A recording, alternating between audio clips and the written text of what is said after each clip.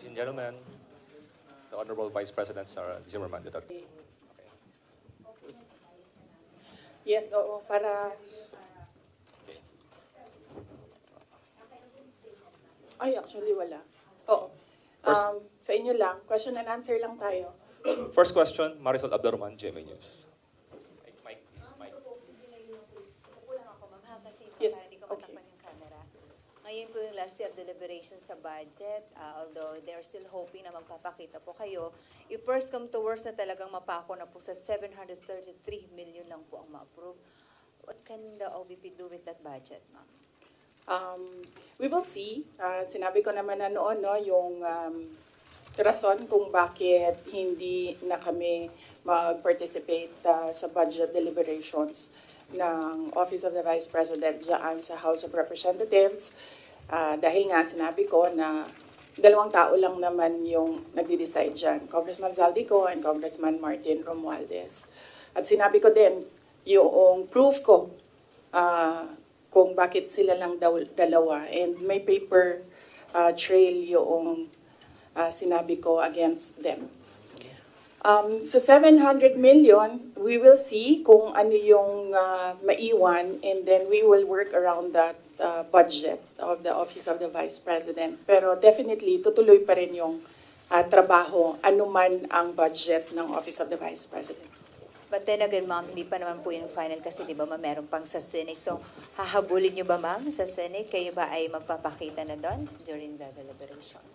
Yes, meron. Nag-aantay kami ng schedule galing sa Senate for the plenary budget hearing ng Office of the Vice President. So, a-attend kami dun. Pero wala na kaming expectation na mahabol pa yan. Kasi nga, sinabi ko doon sa interview ko, pagdating sa bicameral, kung nasaan nandun na yung dalawa, the Senate and the House of Representatives, wala ding nasusunod doon except si Zaldico at si Martin Romualdez. At ang example ko niyan ay yung attached na list, no, sa classrooms ng Department of Education, na kahit pa man tinanong ng mga senador, nandun pa rin siya sa final draft, and nandun pa rin siya sa General Appropriations Act. At ang isa pa doon, na example ko sa inyo, na sila din naman ang nasusunod doon, yung kaguluhan nila at sagutan nila sa AKAP. Wala yung AKAP, di ba? Nakita na lang nila yung AKAP sa bike camp. At sinasabi ni Zaldico, hindi, pumirma ang mga senador eh. So, yun yung example ko na, yun yung proof ko na dalawang tao lang nasusunod dyan. Si Zaldico at si Martin Romualdez. But despite that, ma'am, sure na yung inyong attendance po sa Senate deliberation. Yes. Kahit alam mong if first come to worst, talagang yun lang makukuha ang budget ng OVP. Opo, oo. Sigurado yung attendance namin. In fact, kahapon, na-discuss namin dyan sa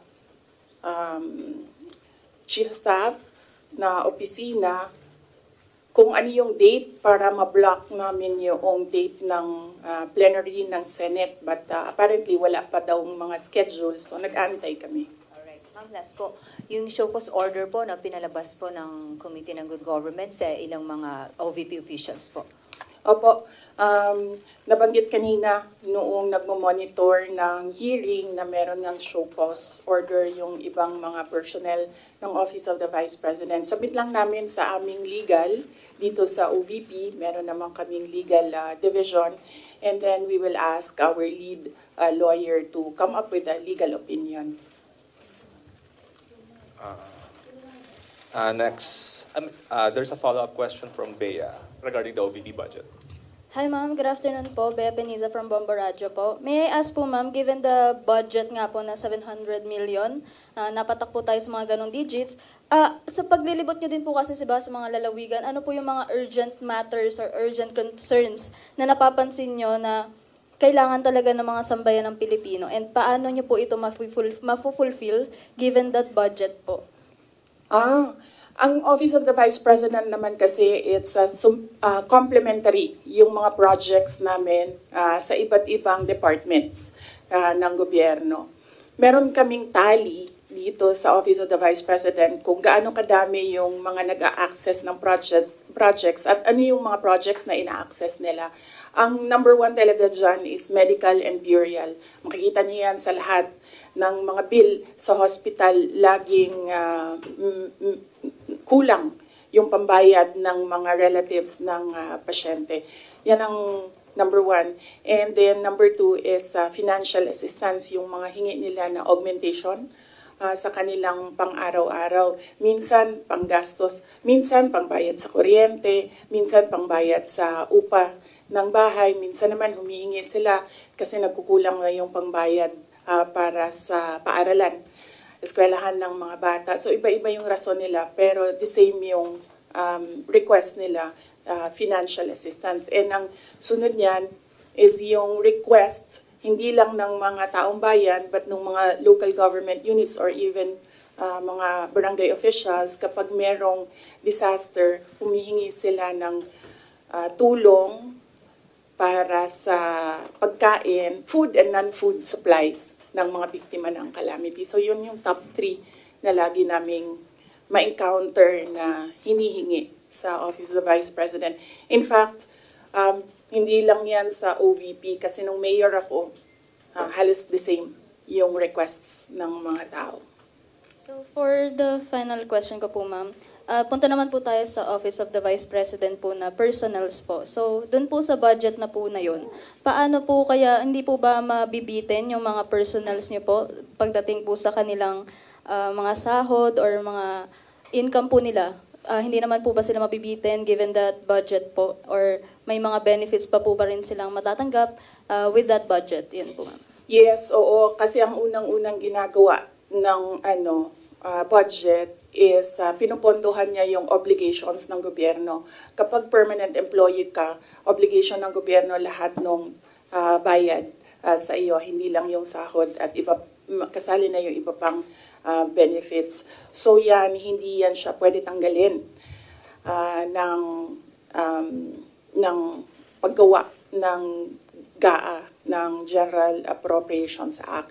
So on that point, kung mawawalan ba sila ng sweldo at benepisyo, hindi. Kasi obligation yan ng government sa employees ng government. It's not the same for those na contracts or hindi sila employees ng government. Hindi guaranteed yung budget para sa kanila. Thank you very much po, ma'am. Okay. Next question. Bongs Magsumbol, Rappler.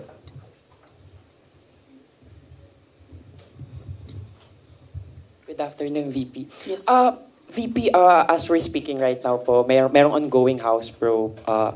Actually, minutes ago, former Undersecretary Gloria Mercado says you gave her envelopes containing 50,000 each from February to September 2023 when she was with HOPE or the Health Orchestrate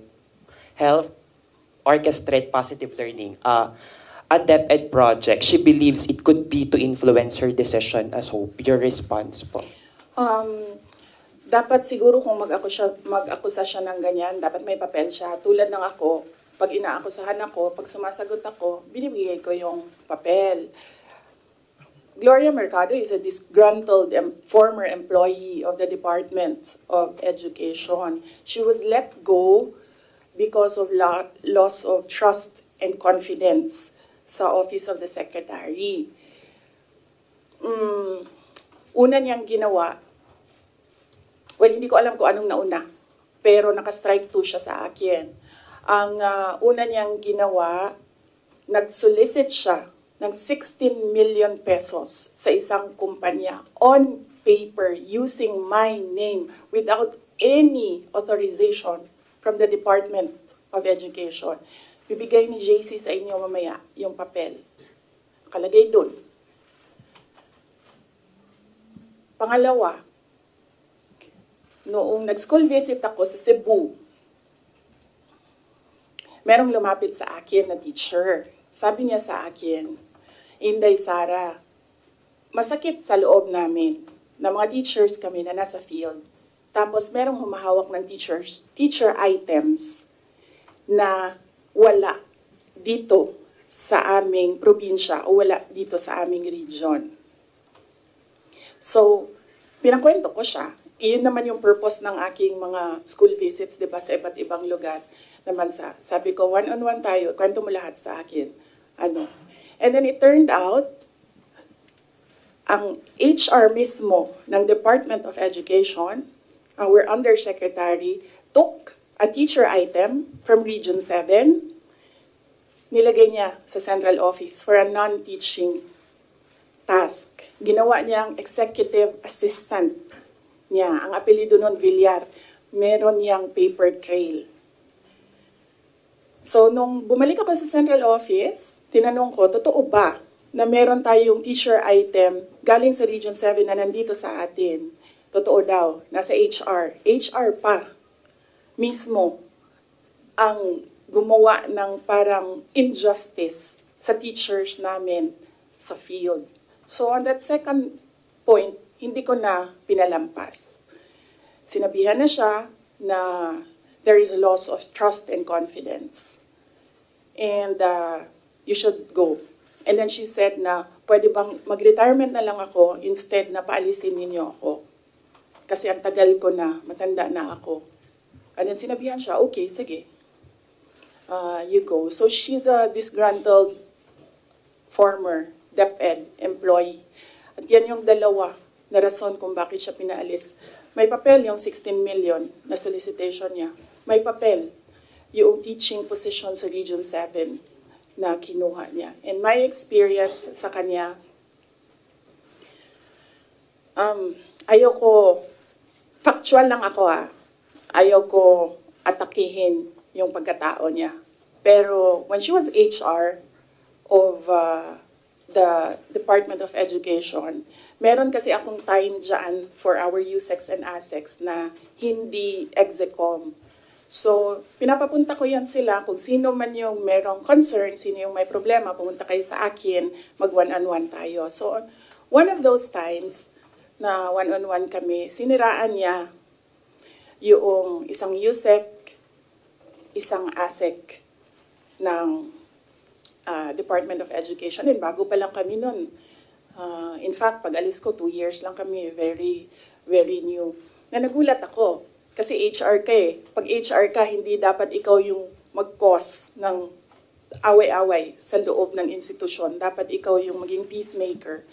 But siniraan niya yung isang ASEC and isang USEC sa akin mismo. And nagulat ako. Why attack the ASEC or the USEC sa kanilang pagkatao? Hindi naman trabaho. And then, ganun din ang ginawa niya. Nung umalis na siya sa Department of Education because of the 2 points, lumipat siya sa Senate. One of the offices of the senators din, nandiyan yan siya ngayon.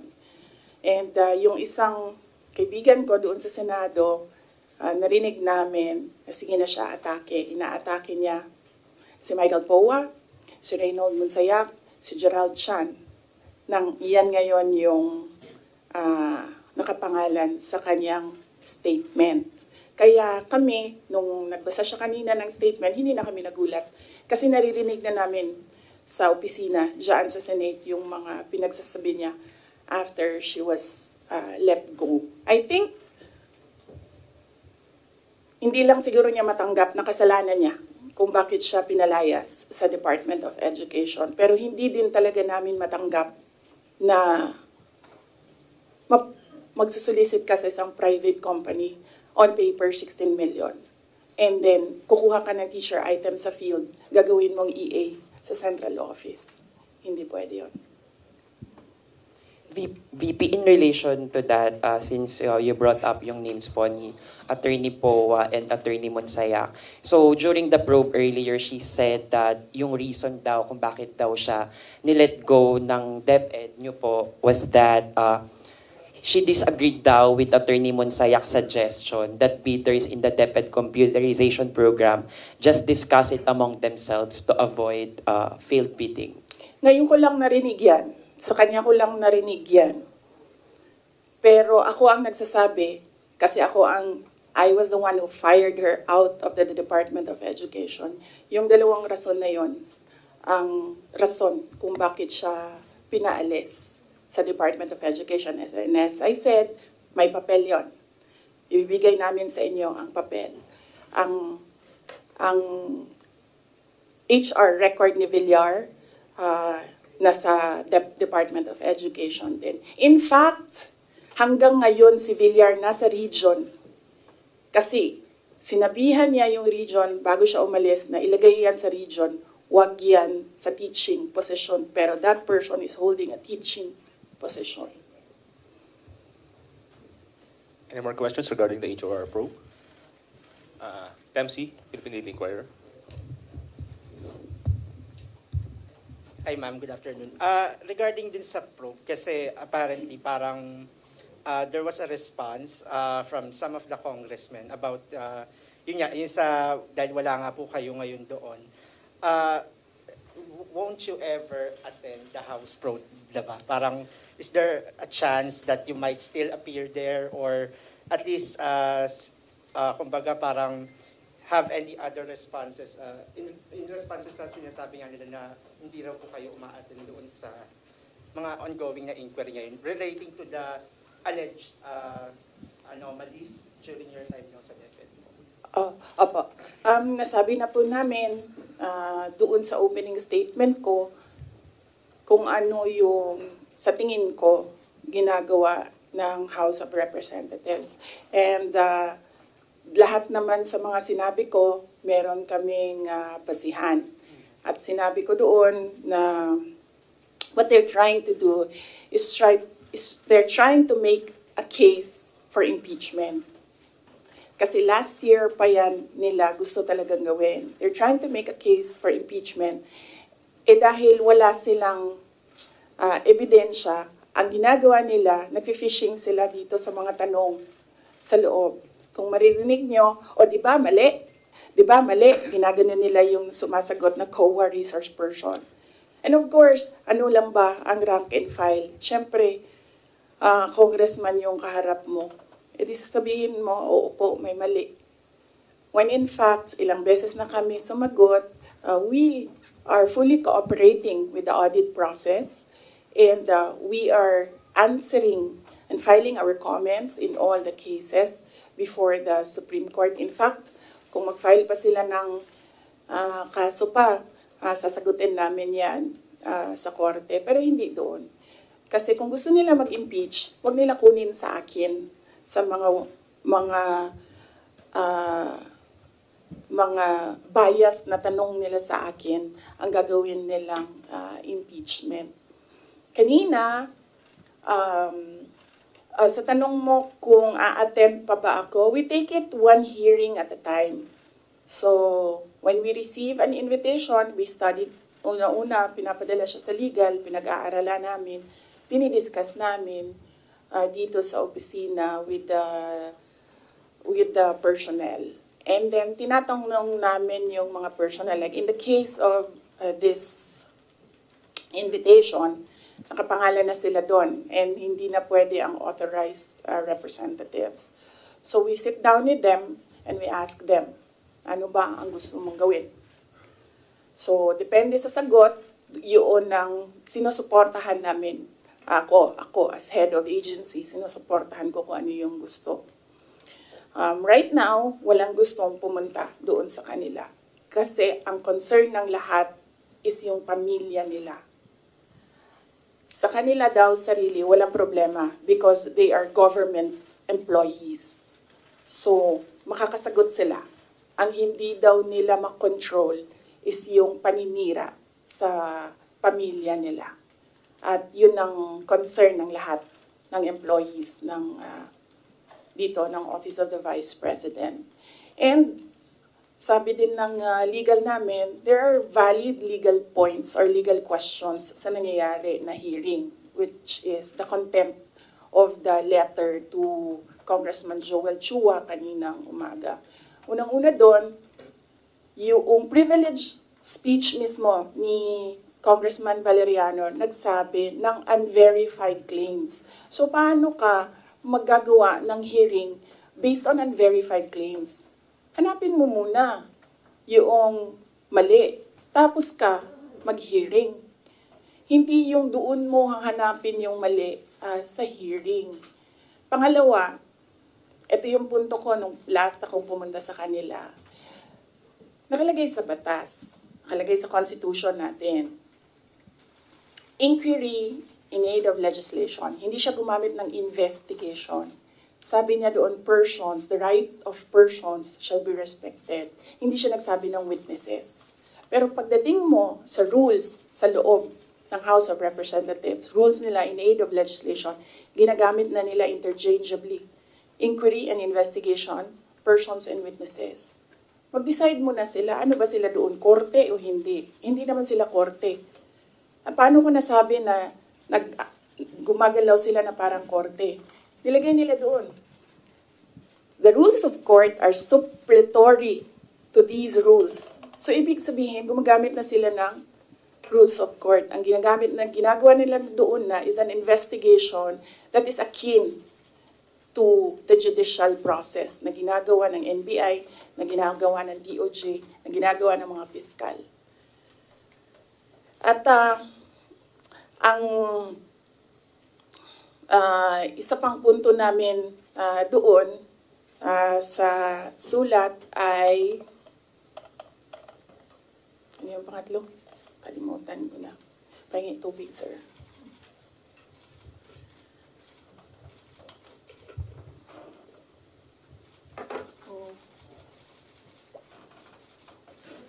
Wait.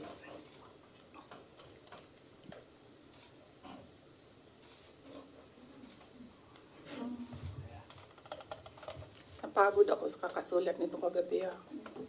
Anong oras ito? Pinadala ko. 12:35 a.m. Ito na. Thank you.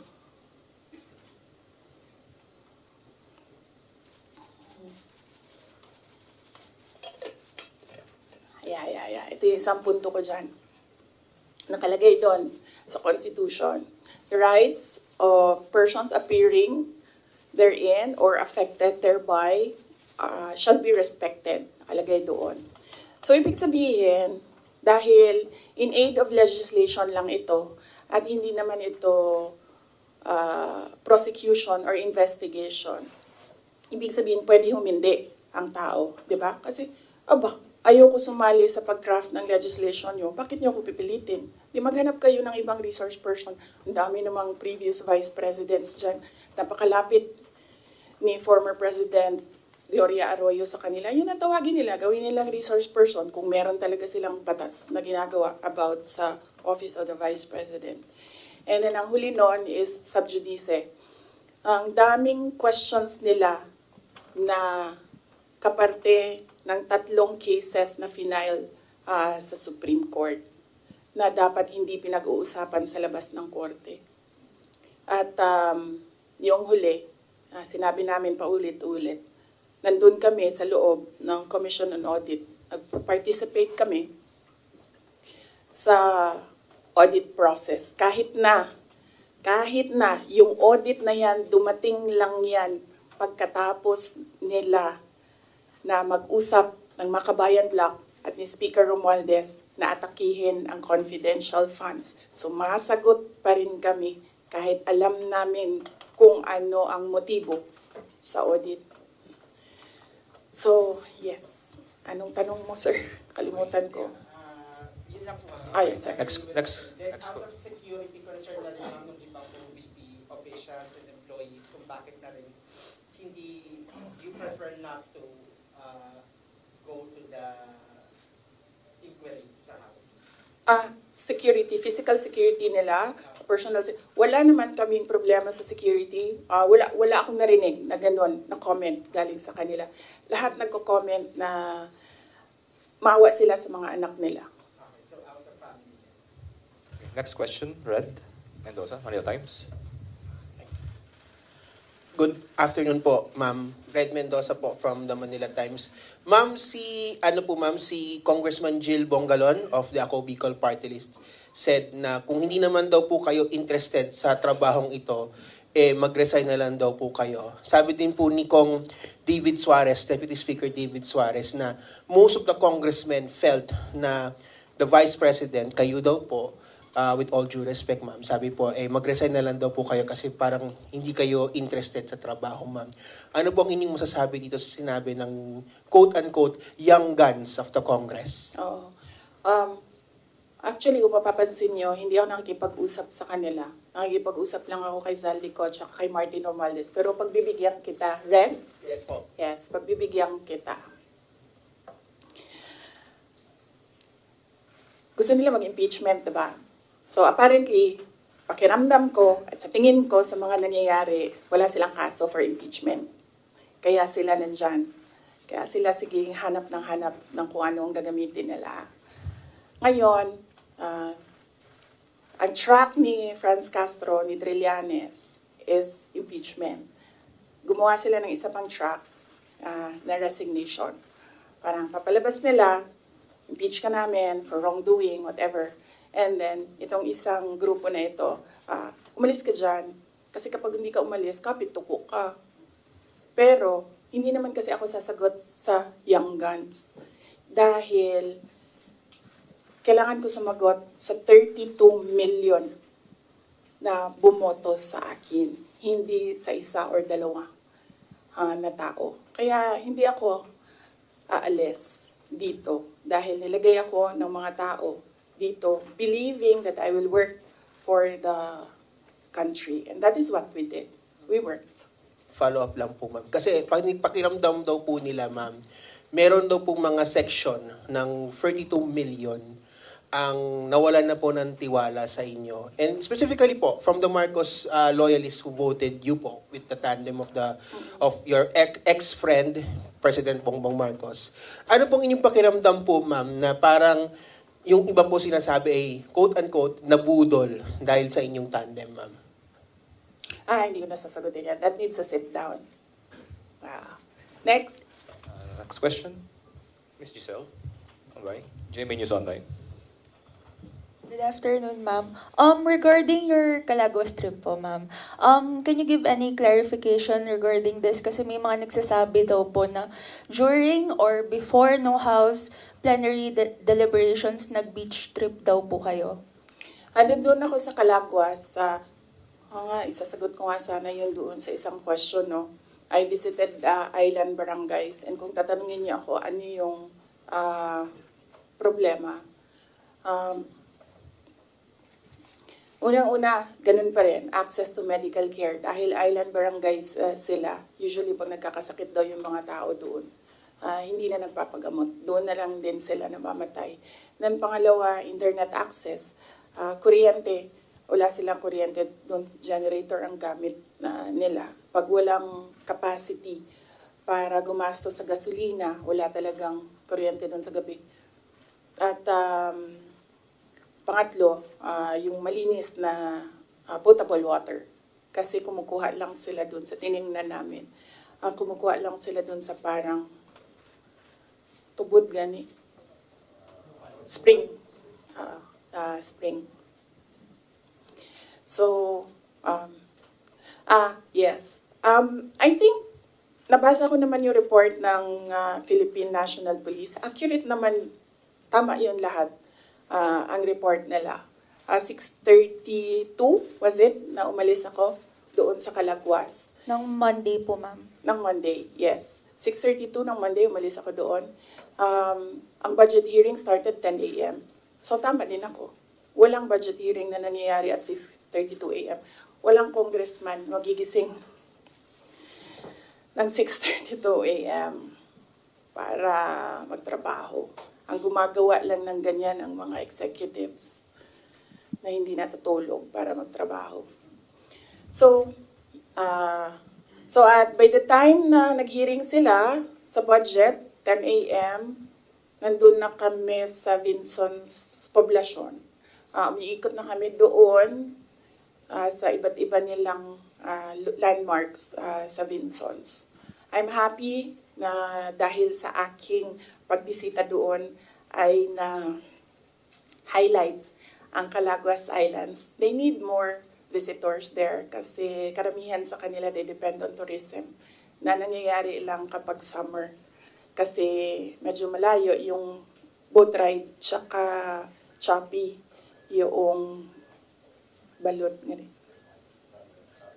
Unsay taga? Maalon. Maalon. Yes. Next question, Mr. Jason Rubico, SMNI. Other topic? Any matter? Any other follow-up questions? O sa Bicol, tapusin muna natin yung Bicol. Can you tell us more about your meeting with former Vice President Lenny po? I do not have permission from Vice President Lenny to talk about what we talked about. Pero ito lang yung gusto ko sabihin din sa mga tao. Hindi ba dahil kasi hindi alam ng mga tao or walang picture na lumalabas ay hindi ko ginagawa. Isa sa mga tasks na nilista para sa akin dito sa Office of the Vice President is to visit former Vice Presidents doon sa mga residences nila. Ang una kong nabisita, syempre, hindi alam ng mga tao kasi wala namang lumabas na picture, but mag-excuse lang ako sa family. Binisita ko si former Chafisto Gingona, former Vice President Chafisto Gingona sa bahay nila. So I was welcomed there by the family. Nagkausap din kami ni Sir. And then, next was former Vice President Erap Estrada. Binisita ko din sa bahay niya. Anong purpose ng pagbibisita ko? Nagpapakilala ako sa kanila.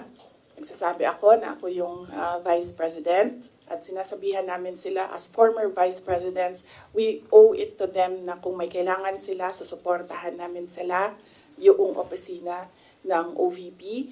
And we invite them to lend us memorabilia para sa Office of the Vice President Museum. So binisita ko si former President Erap Estrada sa bahay niya. Binisita ko si former Vice President Gloria Macapagal Arroyo sa bahay niya. And then ngayon, I had the opportunity to visit Vice President Robredo sa bahay niya. So dalawa na lang, and I still have 4 years to go. Dalawa na lang ang hindi ko pa nabibisita sa bahay nila. Si former VP Binay and former VP De Castro. Follow-up? Yes, yes. Jason. Ma'am, yung comment niyo po doon sa sinabi po ni spokesperson ni Vice President Lenny na si Sir Barry, na feel nila nagamit po sila, nagamit po ninyo sila. Hindi ko na sasagutin si Barry. Kung meron akong sasagutin, dito lang ako sa taas. Si Vice President Lenny, or si President Marcos, or si Zaldico, or si Martin Romualdez. Yan. For clarification, ma'am, yung meeting with Vice President Lenny, was it planned po or hindi planado yung pagpunta po natin doon? Di ko na sasagutin yung details kasi I understand hindi din nagsasabi ng detalye si VP Lenny. Pero i-confirm ko na nandun ako sa bahay niya. Follow-up. C. Can you confirm that, the camp of former Vice President Lenny said na it was more on personal, nothing political naman daw. Can you confirm na it was more on personal conversation lang yung nangyari and nothing political? Siguro, no, as she's more senior than me kasi nauna siyang maging Vice President sa akin. Kung meron mang dapat magsalita, siguro dapat si Vice President Lenny yun kasi bahay niya yun and siya yung binisita. So, napaka-assuming ko naman kung ako yung magkukwento, ako na nga yung bisita, ako pa yung madaldal. So, kung si Vice President Lenny Robredo ay walang sinasabi, respetuhin natin kung ano yung gusto niya. Pero more personal, very much the same. Same answer yung kanina. Next question. Follow-up lang. Lance? From Newswatch Platform this year. Siyempre, nagkaroon po ng ilang parang ideas na possible daw na magka-alyansa in the future because of that meeting. Pero kayo po ba, bukas po ba kayo na in the future ay makipag-alyansa sa politika with former VP Robredo? Hindi yan yung nasagot ko, no? Pero nasagot ko na yung question about political alliances noong araw na umalis ako sa Department of Education. Sabi ko doon, inimbita ako ni President Marcos na sumama sa kanila. Inimbita din ako ni former President Duterte na sumama din sa kanila. And right now, hindi ako, ang sinasabi ko nga noon, I'm single and ready to mingle. But right now, hindi ako handa na sumama kahit kanino man because kailangan ko muna ayusin at ipagtanggol ang Office of the Vice President. So nandun tayo sa protect the Office of the Vice President na isa sa mga, of course, duties ng Vice President. Next question, Kat Domingo, ABS-CBN.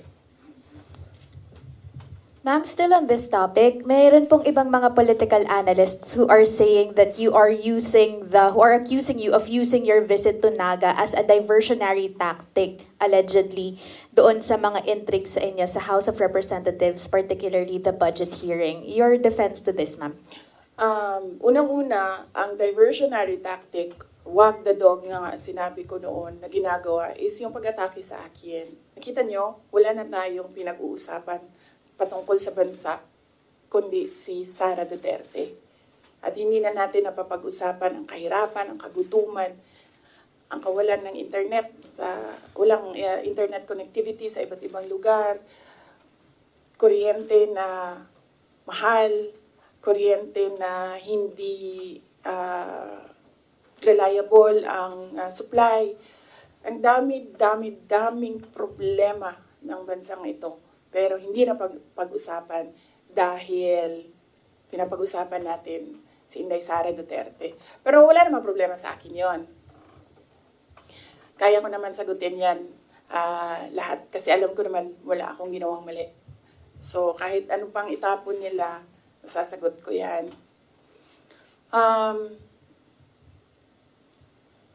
So, hindi ko na sila actually maintindihan.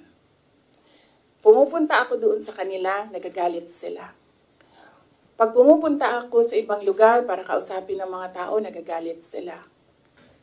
Yan yung sinabi ko kagabi doon sa bahay namin. Hindi ko na maintindihan. Galit sila sa lahat ng ginagawa ko. Kausapin ko yung multisectoral groups, nagagalit sila, diversionary tactic. Hindi ko naman inimbento yung fiesta ng Peña Francia doon.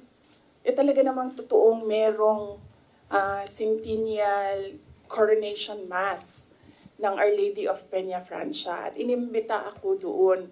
Sinabi ng kaibigan ko, gusto niyo bang, because this is a milestone, it is historical, gusto mo bang sumali sa misa para alam mo kung anong ginagawa ng mga locals at paano ano yung klase yung devotion ng mga tao sa ina. So sabi ko, oo. And then, syempre, may kaibigan naman ako sa Naga. May mga kaibigan ako sa Naga. So binisita ko sila. Kasama nung aking pagpunta doon. And syempre, nandoon na kami. Malapit na ang daet. Sabi ko sa mga kaibigan ko sa daet, magkita tayo. And then pagdating ko ng Vinsons, pumunta si Mayor sa akin, sabi niya, meron kaming Takbuan Festival na nangyayari ngayong week na ito, doon sa kanila, Takbuan Festival. Apparently, ito yung festival ng birthday ni Wenceslao Vinsons. So, masaya ako na nagkadugtong-dugtong yung mga schedule na kung saan meron akong mga natutunan at meron akong mga nakausap na mga tao. Ang hindi ko lang nagawa doon, hinabol ko, inattempt ko habulin yung OVP Satellite Office sa Legazpi. Kasi meron kaming mga concerns na gusto ko kausapin sila doon. Pero pagdating ko kasi sa Legazpi, 5:30, nagsarado na yung opisina. Ayoko rin naman mag-antay yung mga tao. So, hindi ko naabutan yon. Yun ang hindi ko nagawa sa itinerary ko doon sa Bicol region. So, hindi ko na alam. Galit sila kung makipag-usap ako sa tao. Galit sila pag pumunta ako doon sa kanila. Hindi ko na rin alam. Kailangan ko ba magpaalam? Kakain na ako? Aalis na ako? hindi ko na sila maintindihan. So,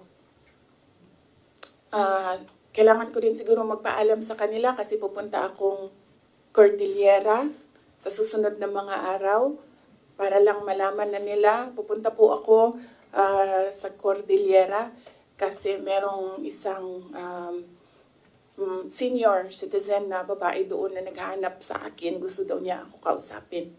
So, magpapaalam po sa inyong lahat. Follow up. Other topic? Follow up because red. Ma'am, confirm lang po ma'am kasi may isang online news website, Politico. Paki-confirm lang po to if it's true or not. Si Rex Anthony Villegas daw po, yung sinasabi po ba ninyong kaibigan?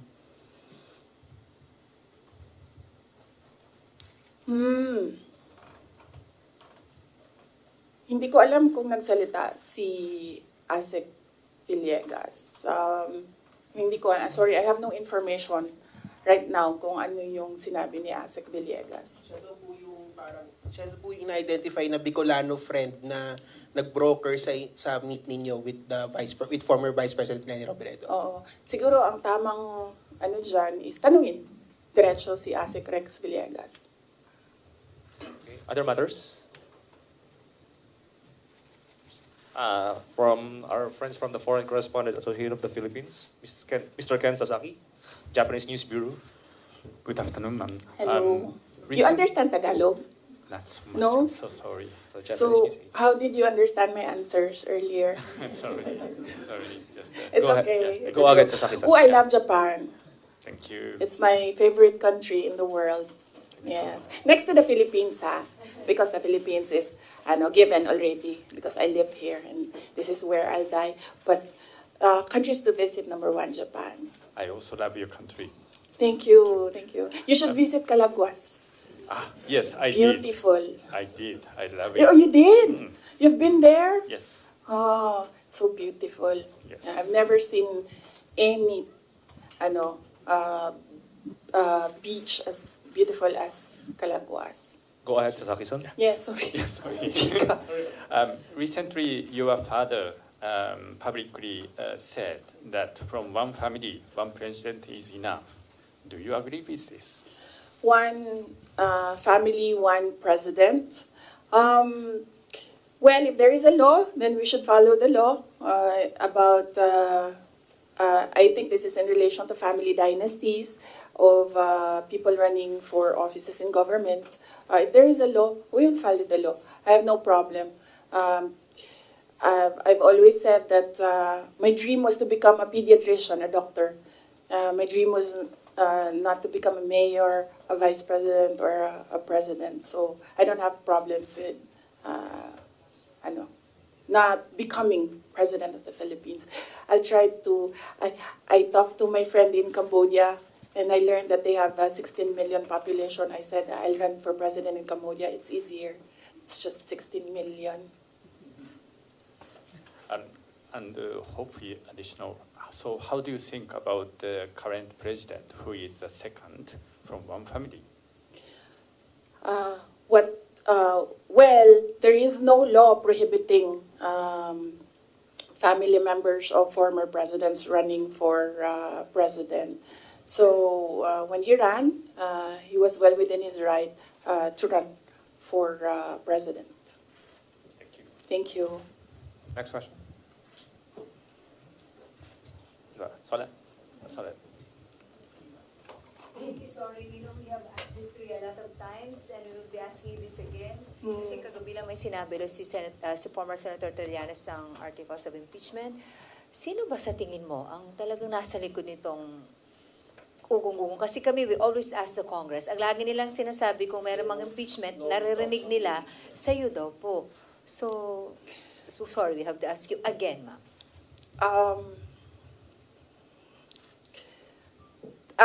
Kinote ko naman na si Representative Castro, di ba? Sa kanya nagsimula yan.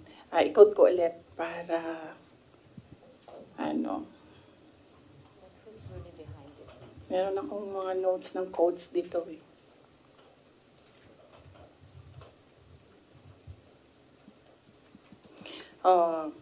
ito yon, Inquirer ito, yung kinuha ko. Pero I think kinary din siya ng iba't ibang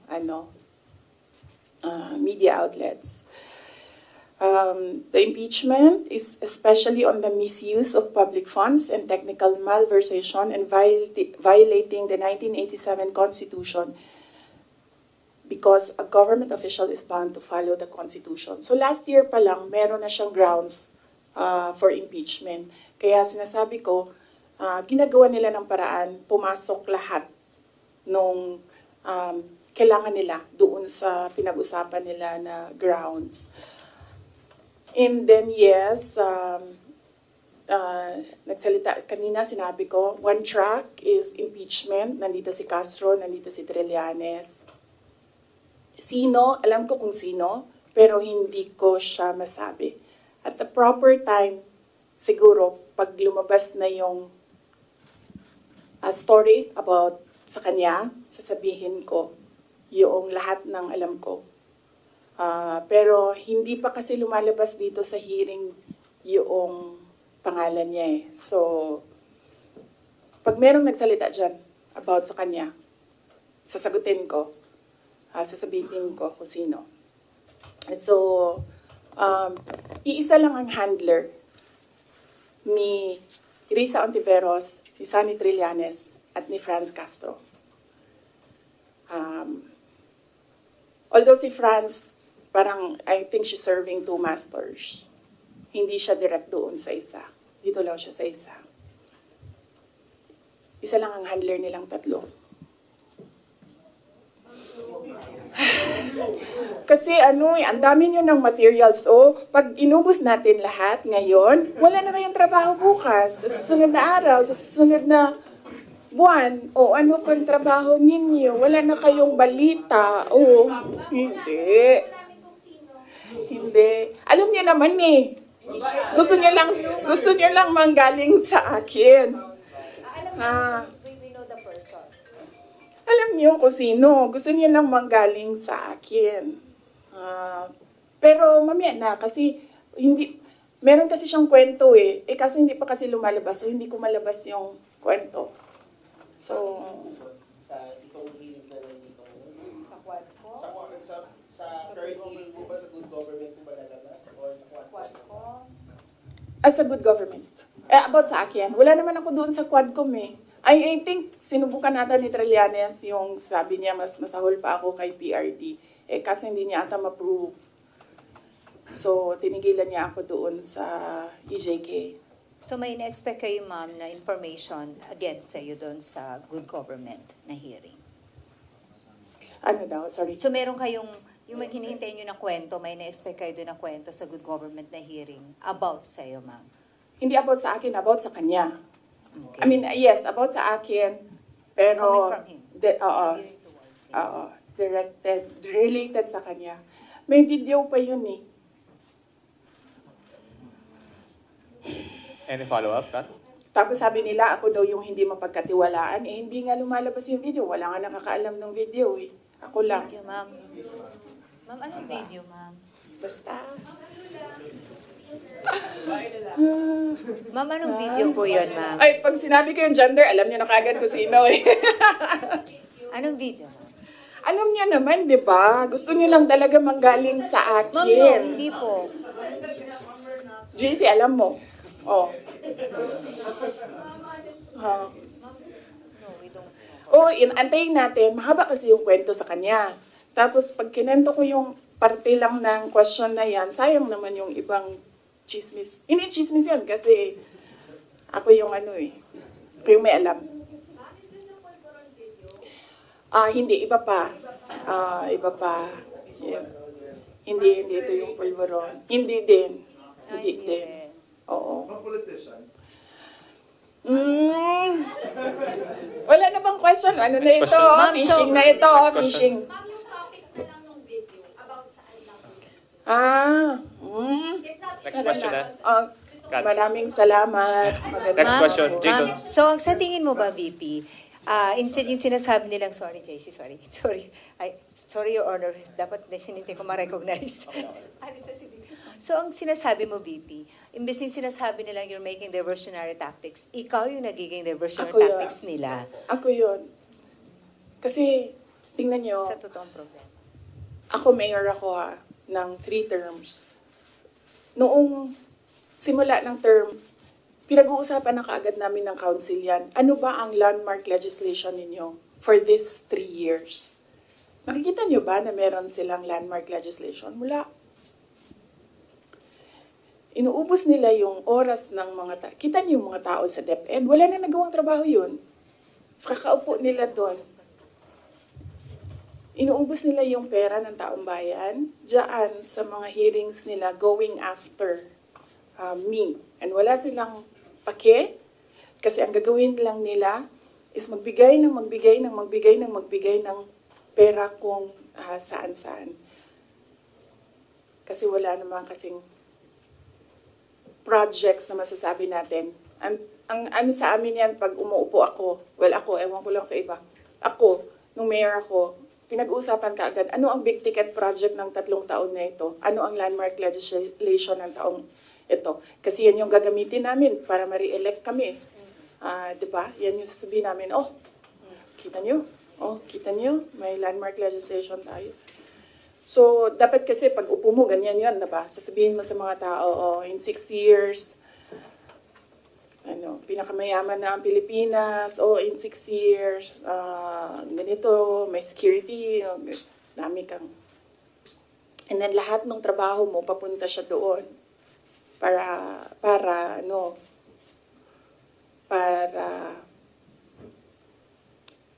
pag-alis mo, nakikita ng mga tao yung trabaho for the past 6 years. So, Follow up. Other matters. oo, okay lang kasi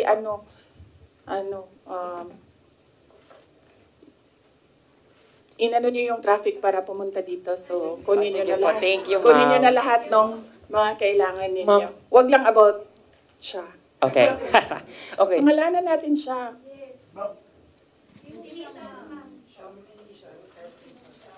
Ano bang...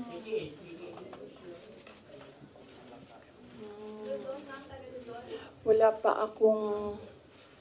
Actually, wala akong code name para sa kanya eh. Sinasabi ko diretso yung pangalan niya kapag ginalibak na ko siya. Okay. Ma'am, Yes. COC filing na po next week. Will you be endorsing senators? Or may Senate slate po ba kayo? Sa ngayon, wala. Wala akong Senate slate, wala akong senators. Kasi nga sabi ko, nakatutok kami defending the office of the Vice President. I feel that that is my primary duty right now, to defend the office. So, nakatutok lahat ng effort ko doon. Pero, we'll see. Malayo pa naman kasi yung kampanya. Sa February pa siya magsisimula. So, tingnan natin, baka pagdating noong February, medyo maluwang na and pwede na mangampanya. Mrs. Shell. Last. Pwede ba? When you agreed to run with President Marcos in 2022, did you ever imagine yourself being at the center of controversies and even impeachment rumors less than halfway into your term? Kasali yan sa sit down. Next na yan. Yes, ma'am. Mrs. Shell, follow up. Sorry. Last time. Ma'am, you previously said po na 3 Dutertes will be running for the Senate. Magtutuloy po ba kaya ito? Naku, hindi ko alam. Basta naririnig ko lang siya sa mga grupo nila, mga tao na nakapalibot sa kanila na tatakbo daw, naghahanda, tumakbo. Hindi ko lang alam kung sasabay-sabay silang tatlo. Pero if ever, ma'am, you'll be supporting them po. Yes, of course. Nandito ako para sa kanila. In fact, nagtanong na ako sa kapatid ko sa slate doon sa Davao City, pati yung mga konsehal, tinanong ko sila. Sabi ko, meron ba akong matutulong sa inyo? And then they all said na, wag ka nang tumulong dito, kami nang bahala. naiintindihan namin na mas marami kang problema kaysa sa amin doon, dito sa Davao City. So, okay lang sa amin. Okay lang kami. Yan yung sagot nila doon. Sorry, ma'am. PDP has allied with 3 parties. Ang HNP po ba ready to ally with the PDP?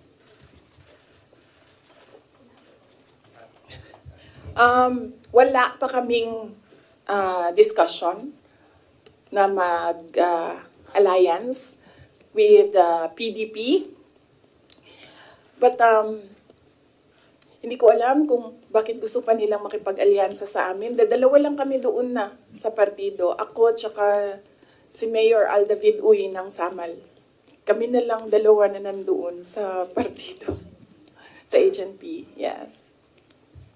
Last question, Kat Domingo. Ma'am, you had a family dinner, I think, or lunch. Complete family. May photo po. PRRD, your mom, Mayor Baste, Congressman Pulong, and you, I think, in Davao City. What was discussed there politically? Ano rin po yung advice sa inyo ni PRRD when it comes to defending the office of the Vice President right now? And thirdly, meron po bang mga humihingi ng endorsement nyo for the 2025 midterm elections? Okay. Meron bang humingi ng endorsement? Wala naman for the 2025 midterm elections. Ano ang advice ni PRD in defending? PRD, talaga, iniisip niyo, magbibigay ng advice yun. Yan, sasabihin lang nun, sapakin mo na yan, suntukin mo na yan, sunugin mo na yan. Ganun. PRD is a jarhead, no? Alam naman natin lahat yan. So, kung pupunta kay PRD, ang may expect mo doon ay galit, sigaw, at volcano eruption, ganyan. Ganyan. So wala. Wala siyang advice defending the office of the Vice President. Ano pa ba yan? Nag-discuss ba kami ng political? Wala kasi matagal yung discussion about family. Nag-rundown kasi sila isa-isa sa apo. Yung mag-asawa. Or mag-ex. Sorry sa mga girlfriends. Nag-rundown sila sa mga apo. So, inisa-isa nila from the eldest apo, anong nangyayari, anong ginagawa, and then sunod na apo. So, lahat ng parent sumasagot. Like, PZD answered para sa mga anak niya, and then Baste answered para sa mga anak niya, and then ako ay answered para sa mga anak ko. So, yun yung nangyari. So, medyo mahaba yung discussion kasi marami silang tanong regarding sa mga apo nila. Ay nako, si PRD, pag sinabihan mo ICC, sasabihin niya sa'yo, babarilin ko sila lahat. So yeah, no, wala. There's no talking to PRD. Pero kung si PRD mo, parang nagsasabi lang nila, hindi siya yung apo. Kasi yung sir is tapos. Oh yes, oo. Ang lagi lang kasi nasa kanya is yung mga anak ni Baste, ni Mayor Baste. Yung mga anak namin ni PZD, wala kasi sa Davao, so hindi nakikita. Nakikita lang niya pag break, at saka yung mga ganyan, pag merong occasions like Christmas, birthdays. So he's still parang nasa puso pa niya? Yung mga apo niya? I think mas nasa puso niya yung mga apo niya kaysa sa mga anak niya. Okay? Are you guys satisfied? Thank you.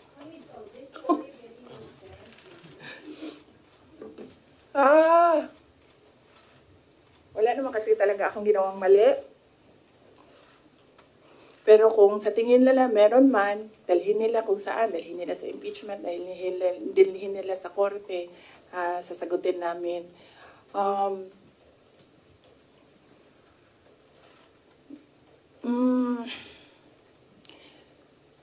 Yun. Kaya ako very casual kasi masasagot ko kasi lahat ng sasabihin nila. Minsan lang, hindi ako nagsasalita. Kaya mukha siyang walang sagot. Kasi minsan, ayoko na rin magsalita kasi nakakapagod na sila. Nakakapagod yung galit nila actually. Yun yung nakakapagod. Pero kung meron kayong kaaway, maasahan ako. Tawagin ninyo ako.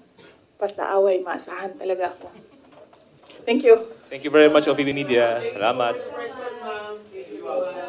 Thank you po for allowing me to